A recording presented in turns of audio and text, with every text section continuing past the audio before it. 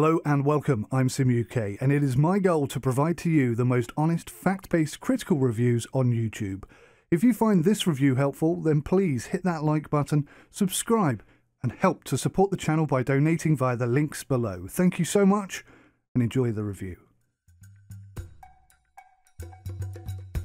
Mayday, Mayday, Mayday! Microsoft Flight Simulator has launched, and I think we're going down. Hello, and good morning everybody. I'm SimUK, and it's been about 24 hours-ish since Microsoft Flight Simulator 20 released. And what an interesting day that was. Please do let me know in the comments below about your experiences, whether they're good or bad. I'm really interested to know how it went for everybody out there. In this video, I'm going to tell you all about my first look experiences with Microsoft Flight Simulator. And I warn you now, it isn't all happy, happy, joy, joy. Nor is this a Microsoft Flight Simulator bashing video. Everything I'm about to tell you is true and based on the number of messages and not to mention the level of abuse that I've been getting. I fear that things are going to get a lot more intense in the coming weeks. So the backlash hasn't really started yet, at least I don't think it has. But it's clear to me at least that the majority of the YouTube reviews that I watched from our biggest and most trusted YouTubers were in fact nothing more than promotional material. The issues that I have experienced with Microsoft Flight Simulator 20 so far are not yet enough for me to request a refund, but had I known about them in advance, I would have been more prepared and quite a bit less disappointed with the game.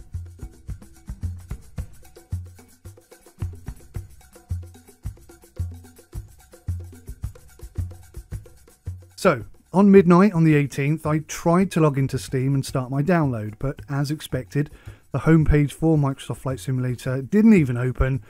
Instead, I just experienced lots of hanging and lag, and at 1 AM I just gave up and decided to go to bed.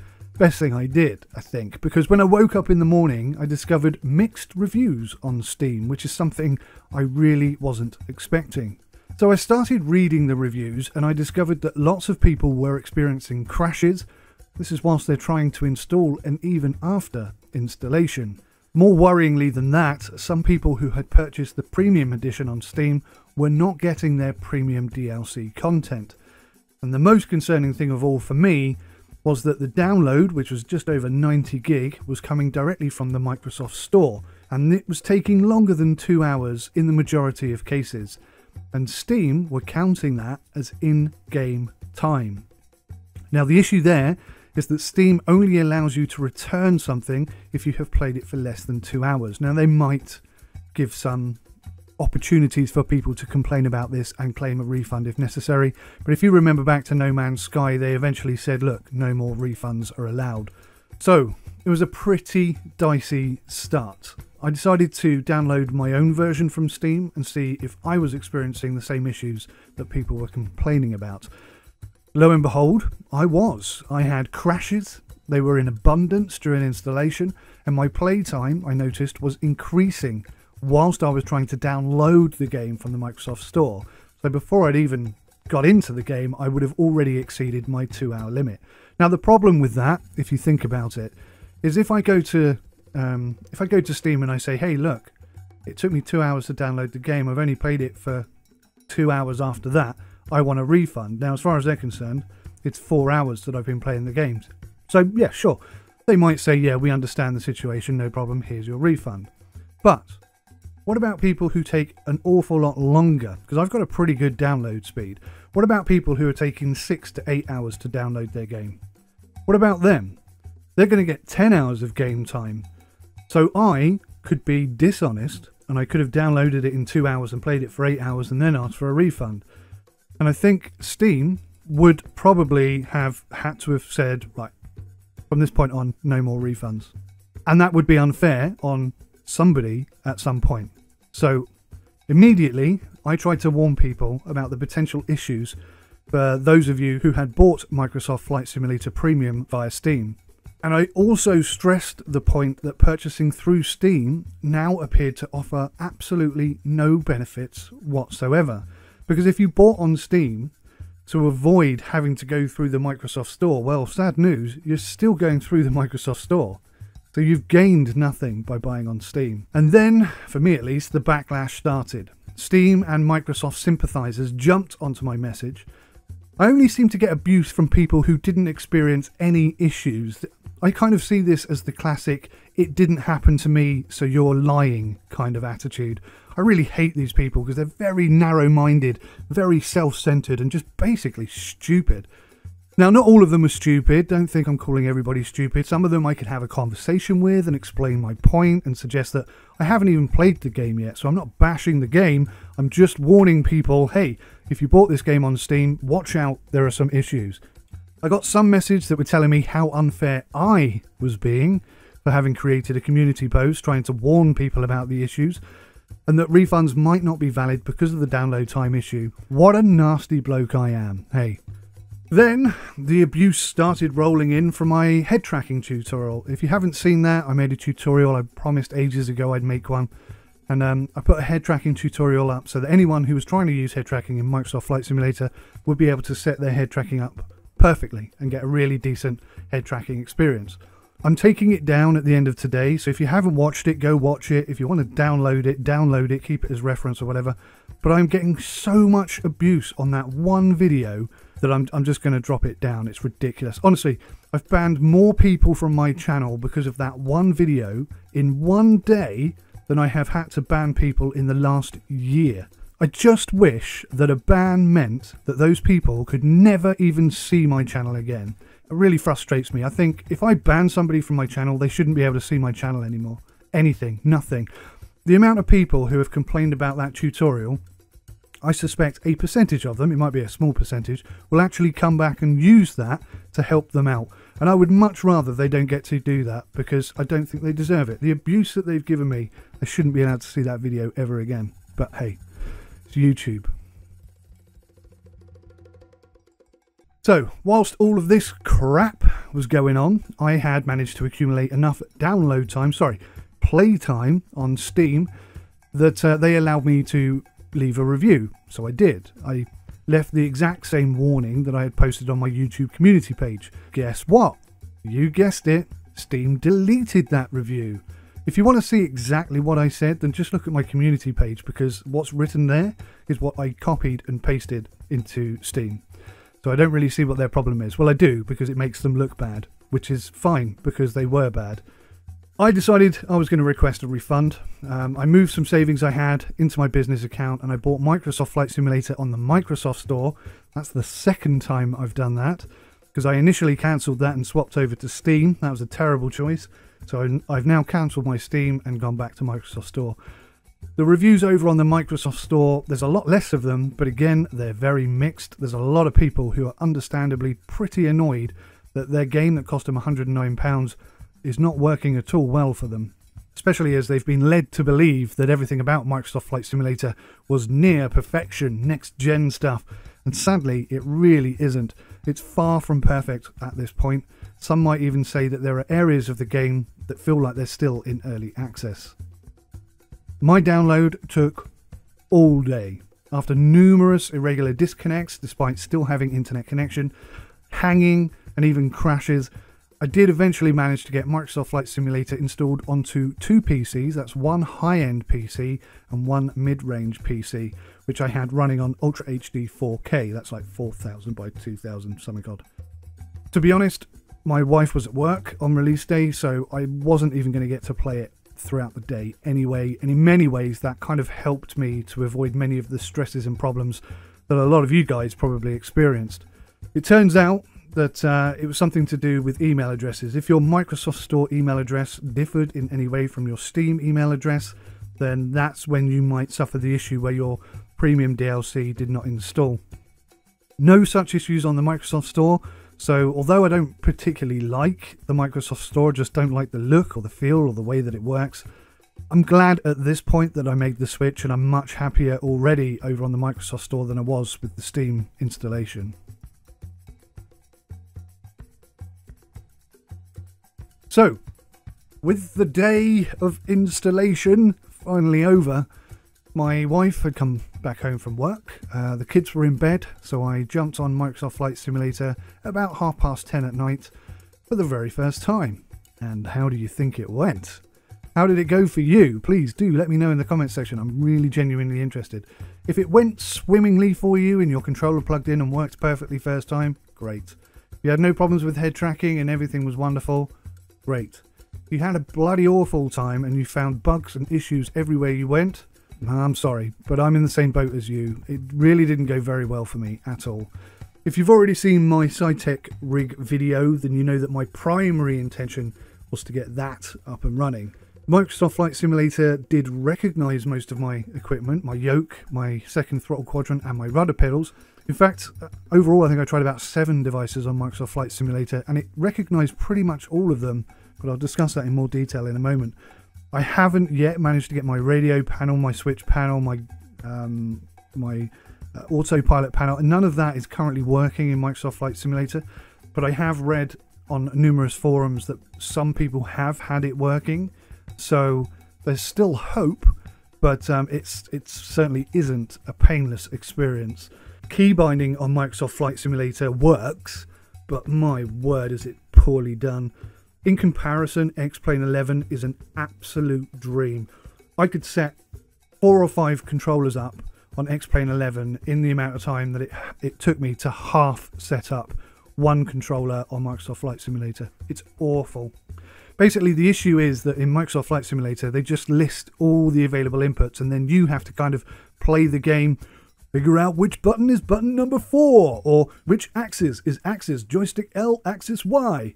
Oh man, it's tedious and it's frustrating, it's time consuming, it's horrible. It does at least work, I guess, and I did manage to get my SciTech yoke, my throttle, one of my throttles and my rudders working pretty well actually. Once they were set up, they seemed to work just fine. So, like everybody does, I immediately ran a test flight from my local airport. I tried to find my house and it was a mixed bag, to be honest. A combination of, yeah, that's exactly what it should look like, entwined with some areas that looked a little bit better than FSX, and then there were some important details that appeared to be missing completely as well, like the piers along the coastline appeared to be completely missing. Although I must admit that the roads do tend to line up very well, and the coastline itself was really quite impressive. I'm going to have to try this again in the daytime because I'll be honest, I did kind of get a little bit lost. I forgot to mention actually that my head tracking worked first time, no issues whatsoever. It wasn't configured to run with Microsoft Flight Simulator, so it wasn't set up perfectly, of course, but it was perfectly usable without me having to do anything at all. It just worked. So that was pretty cool. I was quite happy about that. Apparently not everyone has had that same initial experience, and apparently that's my fault. And on my second PC, I've got to admit, I did have some issues with head tracking, but they were quite easily solved. Basically turn it off, turn it back on again. That seemed to work for me. So anyway, it was pretty late at this point. My wife decided to go to bed, so I vacated the bedroom, moved myself downstairs, and took with me some controllers to try out. And my mid-range PC, specs up on the screen now because I can't remember them off the top of my head, was running 4K. That's 4,000 by 2,000 odd pixels, so, you know, intense. And it gave me high-end default settings. I tested 2 head tracking devices on there. I tested the honeycomb yoke, and there's a full review coming out on that soon. I tested the X56 Rhino throttle quadrant and a wireless Xbox 360 controller. The honeycomb and the X56 Rhino throttle quadrant were both recognised and pre-configured by Microsoft Flight Simulator, although the pre-configured state for both of them was pretty horrific. I don't know who decided that those default keybinds were good. Somebody who's never played Microsoft Flight Simulator, I would assume. I certainly won't be keeping them set up the way that they are, and I also experienced some serious in-game issues too. Now, just to point out, this is my first look video. This is not a review. I did experience some bugs during my first look gameplay, like the throttle and the mixture seems to be pretty broken right now on more than one aircraft. And I discovered some terrible design choices for the tutorials, which are also pretty poor. And looking at Microsoft Flight Simulator from the perspective of newcomers, I think many are going to be feeling quite frustrated, confused and dismayed, or even annoyed at this point today. The hype for this game was just so big. that there are going to be a lot of first timers probably wondering why the hell they've just invested so much money in this game. Welcome to flight training. I'm your instructor, Captain Molina, but you can just call me Jess. I started with the tutorial, as that is where I expect most of the newcomers would start, and it's pretty terrible. Those new to flight simulation are going to have a pretty horrible time. I used my honeycomb yoke in the X56 Rhino throttle, but I didn't have any rudder pedals. So at some points I had to turn on my Xbox 360 controller in order to gain some sort of rudder control. Now, there are numerous problems I found with the very first tutorial. The instructor is not reactive at all to your inputs or actions whatsoever, and her speech is so laboured that you would likely crash and die before she took over controls or advised you what to do in order to keep you both alive. Because she takes so long to say anything, you will almost certainly leave the practice area more than once in this tutorial, but there is no guidance available to explain where the permitted area is. There's no heading that she gives you. She doesn't say head north, head south, nothing. Absolutely nothing. She just says you're leaving the area, turn around. So you're like, okay, turn around. And then you're leaving it again. That got quite annoying quite quickly. And despite my X56 Rhino being not only recognised but pre-configured and seen to be working in the key binding area, I actually had to restart Microsoft Flight Simulator before the controls actually worked on this 152. As a result, I crashed a few times because I had absolutely no engine control whatsoever. Once I did have a working throttle, it actually felt like it was severely underpowered, and I struggled to maintain altitude as a result. Now at the time I just presumed that Microsoft Flight Simulator was limiting the throttle as it was the first tutorial, but actually it turns out that the mixture level needed to be placed in the middle in order to provide full fuel flow. Anything past that point would actually start to reduce it. Some issues there, I guess. The first time that I fully completed the tutorial, she said to me, fly around at your leisure or hand the controls back to me. Do what you want, basically. So I did. I landed.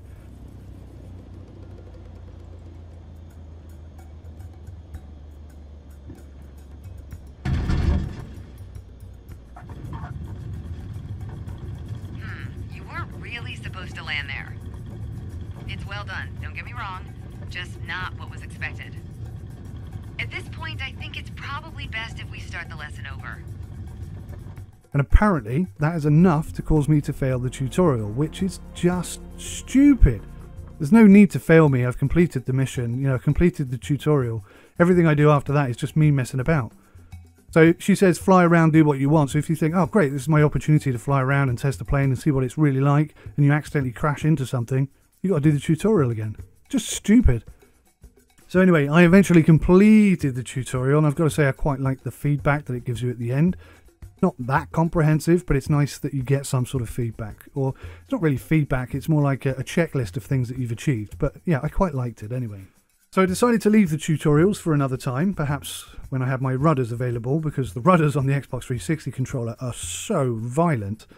I don't know how anybody is flying this game in an Xbox 360 controller right now. It's just horrible, horrible, horrible. And there doesn't seem to be any way, no sort of adjustments that you can place on the key binding to smooth this stuff out. So many missing features that need to be added to this game right now. So I decided that I wanted to try the community challenge. It took me a few attempts before I realised that the mixture needed to be in the middle.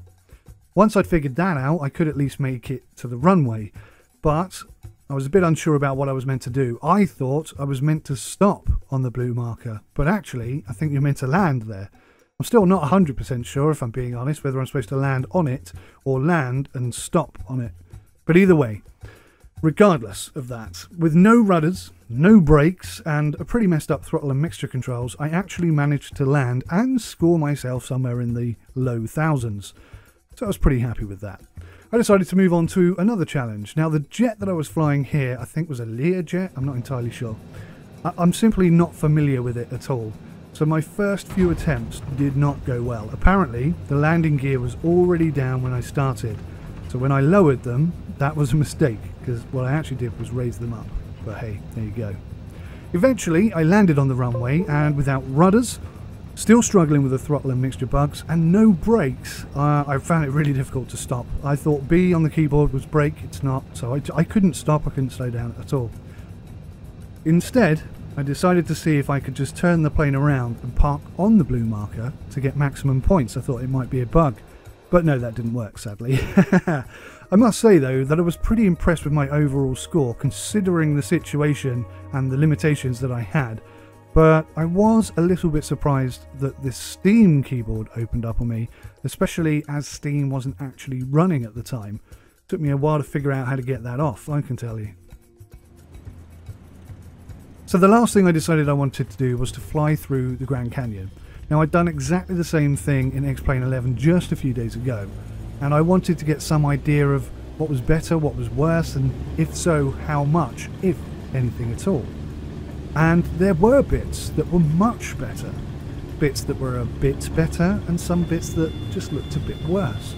But overall, I've just about got to hand it to Microsoft Flight Simulator on this one. It did offer up a more authentic looking and feeling canyon run, but only just.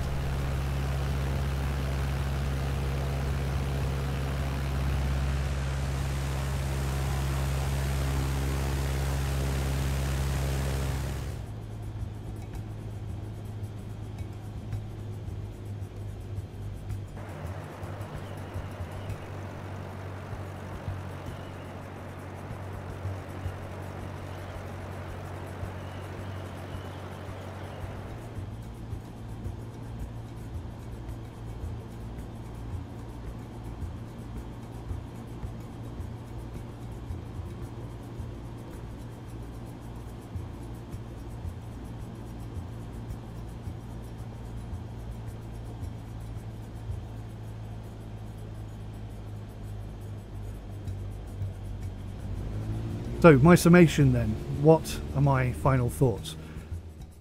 Microsoft Flight Simulator has one of the worst installation procedures I think I've ever experienced. In X-Plane 11, with everything checked, it's about 80 to 90 gigs to download, and that was a much smoother installation process, and I think it was a lot quicker to download too. I can't really remember, to be honest, but I certainly wasn't as stressed out as I was with the Microsoft Flight Simulator installation. Button binding in Microsoft Flight Simulator is just terrible. Again, X-Plane 11 has much better implementation of key binding here. They are leading by a very long way in this regard, both in terms of supported devices, pre-configured setups, and indeed when binding your own keys. X-Plane 11 is just far more user-friendly. You press a button, it takes you to that button, and then you bind that button to whatever you want. It just works so much better. The tutorials in Microsoft Flight Simulator seem like they could potentially offer more guidance overall than is available in X-Plane 11, but they are so slow, non-reactive, somewhat poorly thought out, and at the moment they're full of bugs.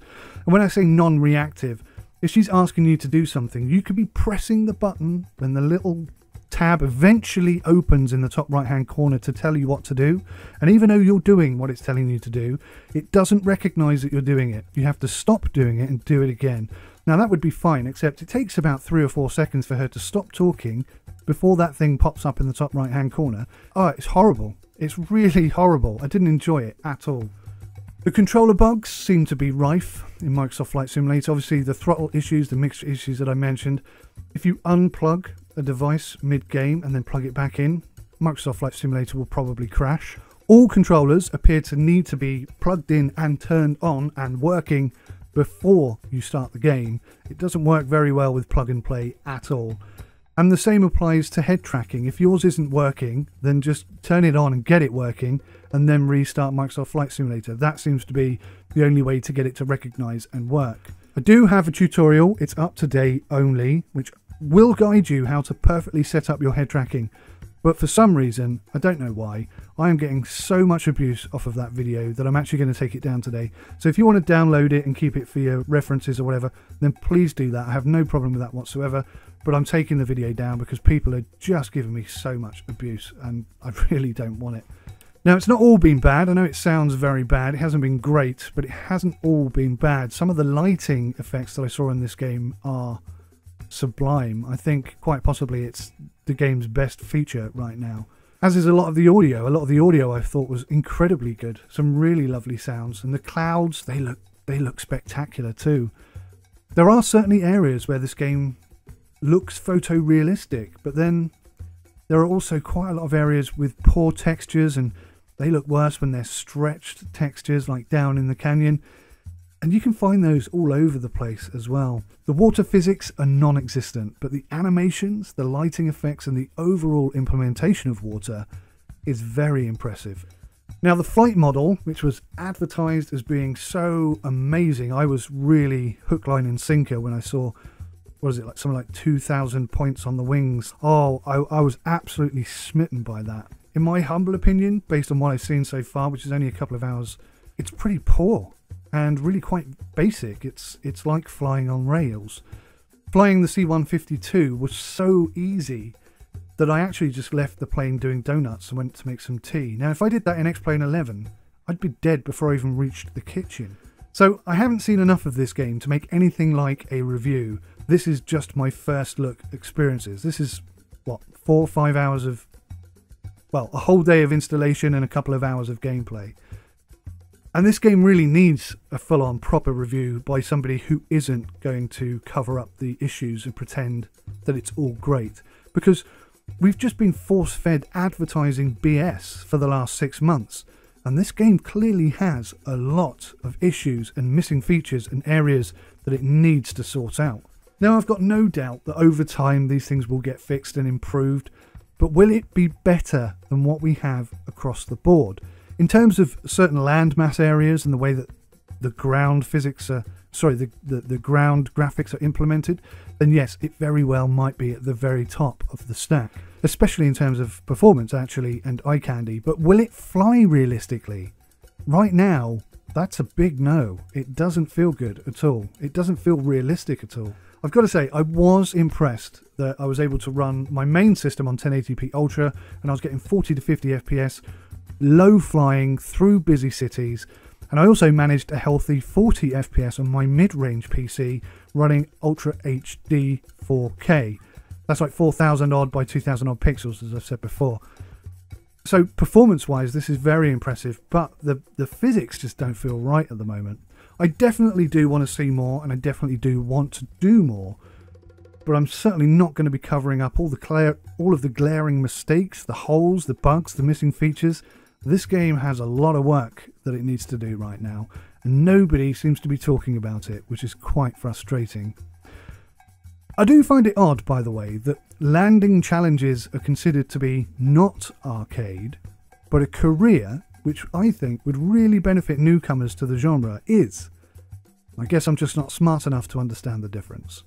Thank you so much for watching, take care of yourselves, till next time, goodbye. Your speed is decreasing. It's well done, don't get me wrong, just not what was expected.